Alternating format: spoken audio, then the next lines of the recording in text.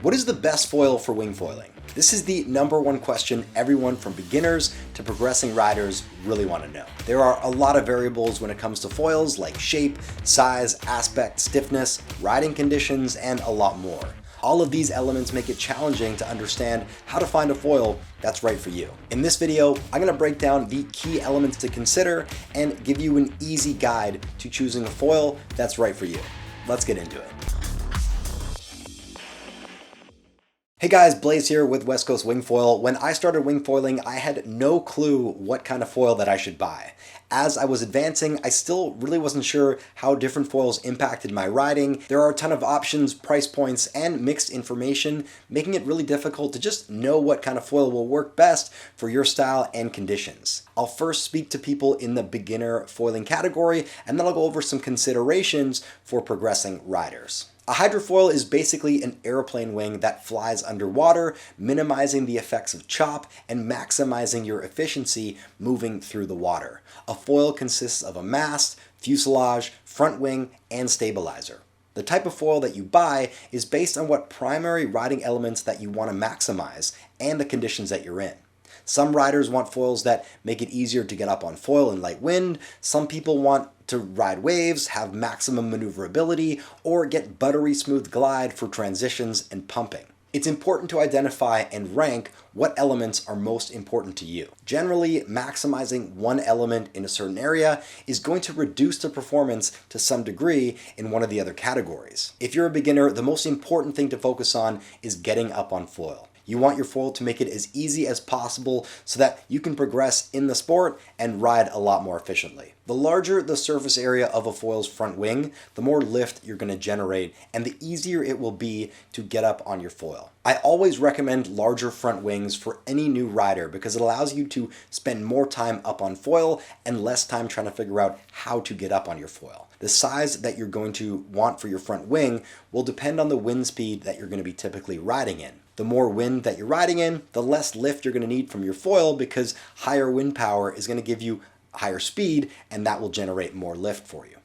If you're riding in low wind conditions, then you need all the help that you can get from your foil to give you greater lift at slower speeds. I've included the ultimate foil resource in the video description below that's going to tell you exactly what size foil that you're going to want to get based on your riding conditions and your size. In a rough sense, if you're a relatively new rider, I recommend these foil sizes for the various wind ranges. These foil sizes will optimize the ease for you to get up on foil and ride comfortably when you're moving. If you do end up choosing one of these options, please consider using the links that I've provided, and using these links will really help support the channel and support my goal of creating more videos for people like you. The next element a lot of people don't understand relates to the shape of your wing.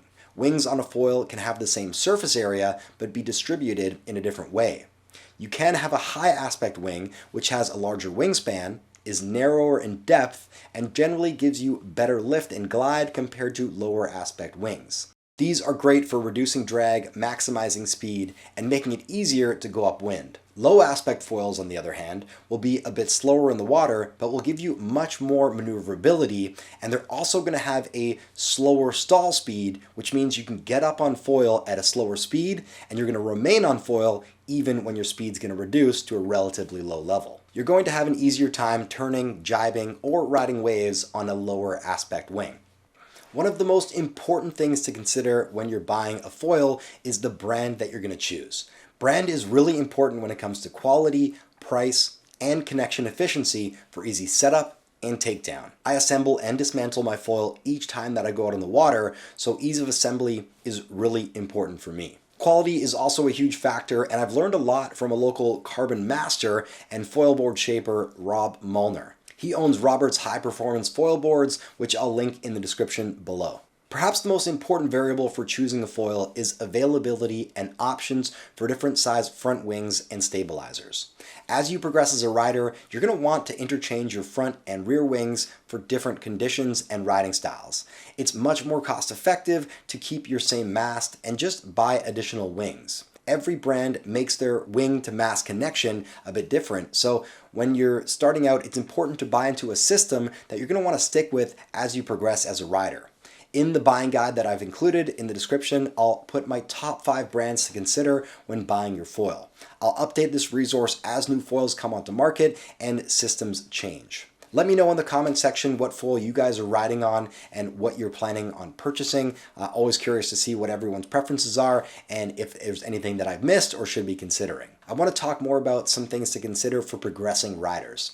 This includes mast type, jibing, and pumping your foil. Foils typically come with an aluminum or carbon mast. Foils can also have hollow, foam, or solid cores, which all affect the weight and strength of your mast. Generally speaking, carbon is lighter and stronger than aluminum, but aluminum will be a lot cheaper than carbon. I did have a really light aluminum mast, which actually bent on me because it was not made with very good construction. When you're buying a foil, you don't necessarily need to worry too much about the weight because when you go into water, you're generally 50% or more lighter than when you're on land. Foil masts also come in different sizes. Larger masts let you ride higher out of the water, and they also give you a bigger range or margin for error and allow you additional clearance for wave chop, rolling waves, or just riding through any sort of water. I started on a 75 centimeter mast and eventually upgraded to an 82 centimeter mast. I noticed a huge difference when I made that upgrade and found that I was having way less unwanted breaches when riding with the bigger mast. So it might be something you want to consider to start with an 82 or higher mast, but it definitely feels a little bit scary when you're starting out to ride that much higher out of the water. So if you want to start out a little conservative, then something around 75 centimeters is going to work just fine. When it comes to jibing, Glide is a huge aid to giving you time to make your transition.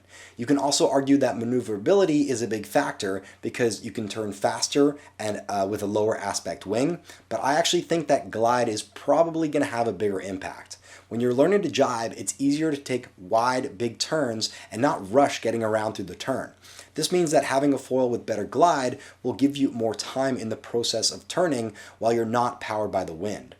The last thing I wanted to touch on is pumping your foil. Pumping is a key aspect for getting up on foil, riding swell, and helping your riding in general. I've also been playing around with dock starts, which I'm slowly improving at, and I've learned a lot about stall speed and the optimal foil for when you're trying to pump. Expert foilers will tell you that pumping is an extremely important skill to have, no matter what type of foiling that you're doing. If your pumping technique could use some improvement, I do have another video, which I'll link in the description below, about how to pump properly when you're wing foiling. That's it for this video and the key elements for buying a foil. I hope you found this video helpful. If you did, please smash that like button, subscribe to the channel, and consider using the links to the foils in the resource that I've provided. Thanks again, guys, for tuning in, and make sure to stay tuned for the next foil video.